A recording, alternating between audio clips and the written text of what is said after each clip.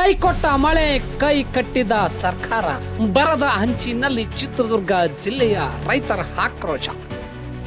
ಮುಂಗಾರು ಮಳೆ ಸಂಪೂರ್ಣ ವಿಫಲಗೊಂಡ ಪರಿಣಾಮ ಚಿತ್ರದುರ್ಗ ಜಿಲ್ಲೆಯಾದ್ಯಂತ ಬಿತ್ತನೆ ತೀವ್ರ ಕುಂಠಿತಗೊಂಡಿದ್ದು ರೈತರು ಸಂಕಷ್ಟಕ್ಕೆ ಸಿಲುಕಿದ್ದಾರೆ. ಜಿಲ್ಲೆಯನ್ನ ತಕ್ಷಣವೇ ಬರ ಪೀಡಿತ ಪ್ರದೇಶವೆಂದು ಘೋಷಣೆ ಮಾಡಿ ಕೃಷಿ ಸಾಲಗಳನ್ನು ಸಂಪೂರ್ಣ ಮನ್ನಾ ಮಾಡಬೇಕು ಹಾಗೂ ಬೆಳೆ ವಿಮೆ ಪರಿಹಾರವನ್ನು ವಿಳಂಬವಿಲ್ಲದೆ ಬಿಡುಗಡೆ ಮಾಡಬೇಕು ಎಂದು ಕರ್ನಾಟಕ ರಾಜ್ಯ ರೈತ ಸಂಘ ಹಾಗೂ ಹಸಿರು ಸೇನೆ ಸರ್ಕಾರವನ್ನು ಒತ್ತಾಯಿಸಿದೆ.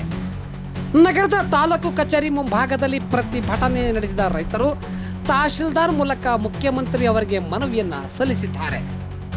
ಮುಂಗಾರು ವೈಫಲ್ಯದಿಂದ ಶೇಂಗಾ ಸೇರಿದಂತೆ ಪ್ರಮುಖ ಬೆಳೆಗಳ ಬಿತ್ತನೆ ಕುಸಿದಿದ್ದು ಈಗಾಗಲೇ ಬಿತ್ತನೆಯಾಗಿರುವ ತೊಗರಿ ಬೆಳೆ ಸಹ ಒಣಗುವ ಹಂತಕ್ಕೆ ಎದುರಾಗಿದೆ. ಶಾಶ್ವತ ಬರ ನಿವಾರಣೆಗೆ ನೀರಾವರಿ ಯೋಜನೆಗಳನ್ನು ತ್ವರಿತಗೊಳಿಸಿ ಆರಂಭಿಸಬೇಕು ಎಂದು ರೈತರ ಸಂಘ ಆಗ್ರಹಿಸಿತು.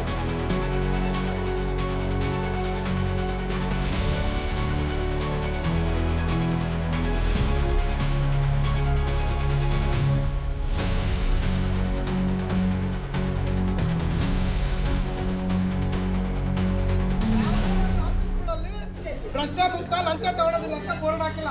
ದಯವಿಟ್ಟು ಉಪ ತಹಶೀಲ್ದಾರ್ ಅವರೇ ನಿಮ್ಮ ಕೈ ಮುಗಿದು ಕೇಳ್ತೀನಿ.